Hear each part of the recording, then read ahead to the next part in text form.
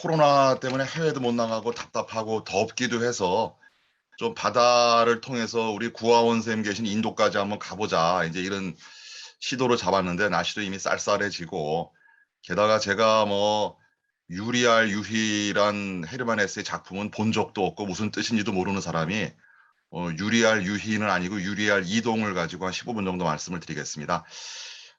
제가 이 주제를 가지고 이제 말씀을 드리게 되는 것은 유리라고 했을 때 이제 유리 용기를 생각하시는데 그것이 아니라 제가 말씀드리는 유리 구슬은 우리 비즈 공예라고 해서 이렇게 목걸이 할 때 이렇게 작은 좁쌀만한 유리 구슬 그것을 말하는 것입니다. 그래서 우리 한국 고대사에서 그 이야기 많이 되는 삼국지에 나오는 기사를 보면 3세기에 한반도 중부하고 남부 지역의 주민들이 유리 구슬을 비롯한 이런 구슬을 보물로 삼아서 금과 은과 비단은 진귀하게 여기지 않는데 이런 구슬을 보물로 삼는다. 이런 이야기가 나옵니다. 근데 나중에 또 말씀드리겠지만 이렇게 비즈를 아주 중요시하는 그런 문화가 인도에서부터 동남아시아 그리고 중국 남부, 일본 큐슈에 이렇게 넓게 퍼져 있습니다. 그래서 또 국가 간의 어떤 문화의 차이를 넘어서서 지역 간의 이런 공통성이 있습니다.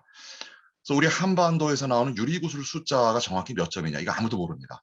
발굴 과정에 삽질 한번 잘못하면은 수백 점이 그냥 허공으로 날아가 버리는 그런 작은 유리 구슬이고 아마도 100만 점 이상은 한반도에서 이미 나왔을 것이다. 오산의 수총동이라고 하는 단일 유적 무덤에서는 유적 하나에서 구슬이 7만 5천 점이 나오니까 아마 우리 한반도 내에 있는 구슬은 뭐 100만 점을 훨씬 넘는 어마어마한 양의 유리 구슬이 이미 출토되었습니다. 근데 이 산지는 어디냐? 대개는 이제 우리는 메이드 인 코리아를 생각하는데 99.9% 이상이 국내가 아니다. 그럼 이게 어디냐? 대부분이 인도와 동남아시아의 공방에서 생산되었을 것이다. 바로 이러한 측면이 제가 전공하는 그 고대 한국사의 교류 범위에 대해서 우리는 많은 분들이 한반도와 부속도서 아니면 중국과 일본을 고대 한국사의 교류의 범위로 생각하지만 그렇지 않음을 보여주는 것이 뭐 초원길이나 실크로드만이 아니라 이 바닷길을 통한 특히 유리구슬이 이동하는 루트가 그러한 광역의 이해가 필요함을 보여주고 있습니다. 그래서 세계 고고학계에서는 인도 퍼시픽 글래스 비즈라고 해서 이것이 인도를 중심으로 해서 퍼져나가는 모습. 요즘은 그것이 아프리카까지 확인되면서 상당히 넓은 이 바닷길을 통한 교섭의 이야기가 전개되고 있어서 바로 한국 고대사에서의 어떤 공간적인 범위 그리고 이 교류의 역동성 이제 이런 부분에 대한 재고가 필요하다고 생각을 합니다. 자, 이 사진 보시면은 구분하기 어렵습니다. 이 중에 일부는 국내에서 출토된 것이고 일부는 동남아시아 것입니다. 이렇게 제가 섞어 놓은 이유는 육안으로는 구분할 수가 없습니다. 근데 공교롭게도 일본에서 이런 유리구슬이 많이 나오는 유적이 있는데 전국적으로 일본에 다 그런 것이 아니라 한반도의 주민들, 한반도의 문화와 긴밀한 관계를 지닌 지역에서만 집중적으로 출토됩니다. 우리 동해를 마주보고 있는 일본의 교토의 그 단고 지역, 이런 지역에서는 우리 김해에서 나오는 그런 유리 문화를 다시 볼 수가 있고요. 그 다음에 이제 백제계 주민들이 많이 이주했던 나라나 오사카 지역에서는 역시 백제계통의 유리가 보이고 있습니다. 근데 아까 말씀드린 대로 이제 이런 구슬은 동남아시아에서도 많은 예가 있어서 베트남의 호이안, 그 다음에 아래는 말레이시아 쿠알라룸푸르 등등 이런 많은 사례를 우리가 볼 수가 있다. 그래서 뭐 역시 이건 구분하지 않았습니다. 왼쪽에 있는 것은 국내 출태품이고 오른쪽은 말레이시아의 쿠알라룸푸르 박물관에 있는 것인데 과연 이거를 섞어 놓으면 누가 구분할 수 있겠습니까? 형태적으로 똑같습니다. 그 이야기는 단순해서 그럴 수도 있고 제작지 자체가 이쪽이기 때문에 동남아시아 지역이기 때문에 그럴 수도 있습니다. 그럼 이걸 어떻게 구분할 것이냐? 메이드 인 코리아와 메이드 인 인도, 메이드 인 동남아시아를 어떻게 구분할 것이냐? 과학적인 분석 방법 외에는 없다는 것이죠. 역시 이것도 마찬가지입니다. 하나는 베트남이고 하나는 백제인데 이 정도로 똑같습니다. 근데 유리를 만드는 이런 부분은 대개 이제 공통적으로 주된 재료가 되는 실리카, 우리 모래나 석영, 그 다음에 용융점의 온도를 낮춰주기 위한 융제, 그 다음에 안정제, 착색제로 구성이 됩니다. 그래서 주제는 거의 다 똑같은데 융제의 차이에 따라서 유리 구슬이 이렇게 크게 세 가지 부류로 나누고, 우리 한반도에서 보면은 이러한 유리가 등장하는 시점도 남유리가 제일 빠르고, 그 다음에 포타시 유리, 그 다음에 소다 유리, 이런 차례를 밟아 나가는데, 이건 우리만이 아니라 동남아시아, 인도 전반적으로 다 마찬가지, 일본도 마찬가지 양상을 보이고 있습니다. 그래서 유리 구슬을 만드는 이런 과정들입니다. 그래서 이렇게 거푸집을 이용해서 용액을 녹여서 만들기도 하지만, 실제로 이런 기술로 만들어진 유리는 얼마 안 되고, 대부분은 유리 파이프처럼 만들어서 길게 늘려뜨리고 그것을 자른 다음에 불에 그것을 다시 녹여서 매끈하게 만드는 이러한 기법으로 만든 유리 구슬이 압도적인 다수를 차지하고 있고, 이러한 기술이 많이 발전한 지역이 인도의 동부, 그리고 그 기술이 말레이시아, 그 다음에 타일랜드, 캄보디아, 베트남을 거쳐서 남부 중국과 한반도와 일본으로 이어진다, 이런 말씀이 되겠습니다. 그래서 기원전 한 3세기 정도의 동북아시아에서의 유리 구슬은 중국의 남부 지역이 중심이 됩니다. 그래서 이런 유리 구슬들이 이동을 해서 일본 큐슈까지, 물론 한반도를 거치죠, 이런 모습을 보이다가 기원전 1세기부터는 훨씬 범위가 확장돼서 중국의 남부 광서성에서 지금의 이란 쪽의 파르티아 도기, 오른쪽에 보이시는 그런 도기와 함께 베트남 북부의 포타시 유리가 많이 발견되고, 3세기 이후부터는 더더욱 범위가 확대돼서 베트남 북부 정도가 아니라 동남아시아의 넓은 범위, 그리고 인도의 이런 구슬들이 동북아시아로 정말 밀물처럼이 아니라 막 유리, 막 엄청난 양의 유리 구슬이 막 가마니에 막 수천 가마니가 실려서 퍼져나가는 그런 모습을 볼 수가 있고, 그런 과정에서 한국에서 중요한 역할을 한 지역 내지 국가는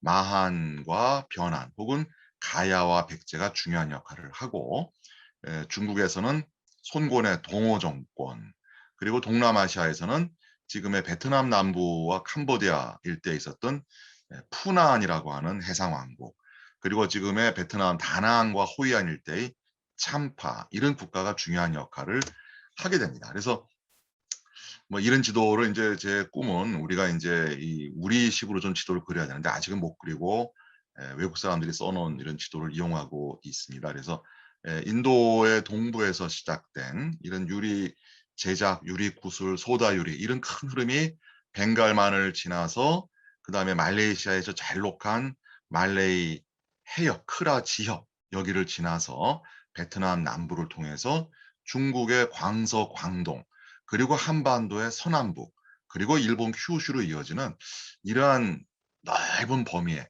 유통 과정에서 고대의 한국도 중요한 역할을 했다라는 겁니다. 제 말씀은. 그동안 계속 한중 관계, 한일 관계만이 우리 고대 한국사의 대상 범위가 아니라 우리도 여기에 한 역할을 했다, 결국은 그 말씀을 드리는 것이고, 이런 부분들은 뭐 신라에서도 아주 이질적인 이런 유리 구슬들이 나오죠. 근데 국내에 연구자가 없다 보니까 서양학자들이 예전에 역사 스페셜에 무려 2회에 걸쳐서 랭크턴이라고 하는 분이 이야기를 하면서 동자바 지역의 인면문 유리구슬이 경주에 왔다, 이런 이야기를 했거든요. 여기에 대한 찬반을 국내 학자들이 못하는 거예요. 왜냐? 연구의 주도권을 잡고 있지 못하기 때문에. 왜 주도권을 잡고 있지 못하느냐? 연구 시각의 문제도 있고, 이러한 연구는 제가 아까 말씀드린 대로 형태만 갖고 되지 않습니다. 고고학자만 갖고 되지 않습니다. 이 유리구슬을 성분을 분석해서 산지를 추정하는 과학자들의 도움이 필요한데, 우리가 이제 이런 부분에서 약하죠. 그래서 지금 세계 학계에서 우리가 지금 좀 처지는 이런 양상입니다. 근데 결과적으로 이제 이러한 유리구슬이 신라에 들어가서 엄청나게 발전을 해서 또 우리식으로 독창적으로 금제품과 결합을 해서 정말 세계적으로 유래가 드문 이런 작품을 만들어내기도 합니다. 그래서 제가 이제 관심 있는 부분은, 저는 어차피 국사학과의 고대사를 하기 때문에 3세기 단계의 한반도의 고대 국가들과 교섭을 맺었던 이러한 인도와 동남아시아의 친구들을 한번 찾으러 가는 것이 제 목적이고, 코로나만 아니었으면 우리 부학장님하고 학장님이 저 때문에 매번 출장 여기 사인하면서 "또 어디 가는 거야?" 의심을 품으셨을 텐데, 내년이라도 그런 일이 많으면 '아 유리구슬 찾으러 가는구나.' 이해해 주시기 바랍니다. 그래서 이런 일은 우리가 어쩔 수가 없는 게, 이미 3 세기 단계에 손권의 동호, 그리고 베트남과 캄보디아의 분함, 그리고 한반도의 마한, 백제가 이미 서로 교류를 해요. 중국의 남경에서 캄보디아, 베트남에서 온 사신하고 우리 충청, 전라, 서울 지역에서 간 사신들이 만나고 물건을 교환하고, 뭐 말은 안 통하지만 이런 일을 하거든요. 그다음에 백제 이후에도 4 세기 근초고왕 때 뒤에 뭐 무령왕, 성왕 이런 단계에 다 중국의 사신이 파견되어서 베트남에서 온 부남 사신들과 물건도 교환하고, 그 물건을 다시 또 우리가 일본에 중개무역으로 팔아먹는 이런 것들이 기록에 나오는데, 이런 기록을 유물로 확인하자. 그래서 제가 몇 년간 동남아시아 지역을 출장을 많이 다니고 있는 그런 양상입니다. 그래서 여기에 이제 국내 학자들 몇 분과 우리 학생들을 데리고선 부남, 현지 말로 푸난인데, 거기에 외항인 옥에오 유적에 가서 이런 유리구슬도 직접 저희가 수습을 해서 국내의 학자들과 함께 과학적인 분석을 했더니, 역시 우리가 세운 가설대로 백제 권역에서 나온 유리구슬의 과학적인 이 조성, 화학적인 조성이 베트남의 기록에 나오는 부남이란 나라의 것과 통한다.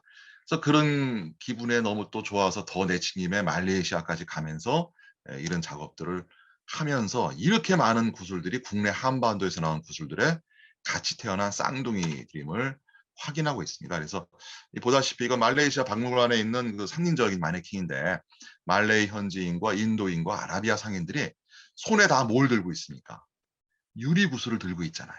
그리고 금빛 나는 방석의 한가운데는 화면을 확대해 보시면은 진주가 있습니다. 그래서 진주와 이런 유리구슬과 바다거북의 껍질과 온갖 가지의 향신료와 이런 것들이 바다를 무대로 실크와 비단만이 아니라 이런 것들이 움직이는 그런 양상을 볼 수가 있고, 한일 관계에서도 이것이 중요한 하나의 자료가 됩니다. 그래서 신라와 친한 일본의 수장들은 신라가 중개무역해서 만들어 준 걸 받고, 또 백제와 친한 세력들은 백제 통해서 이런 물건들을 받고, 이 하나만 보시더라도 이렇게 색동무늬의 이런 유리구슬이 아까 제가 말씀드린 베트남의 푸난의 옥에오에서 나온 거, 전라남도 함평에서 나온 거, 공주의 수촌리에서 나온 거, 경주의 황남대청에서 나온 거, 일본의 기후현에서 나온 것들이 다 기술적으로 통하고 있어서, 이러한 색동무늬 유리구슬만 보더라도 제가 드린 말씀에 대해서 그렇게 허황된 얘기가 아니다라는 생각을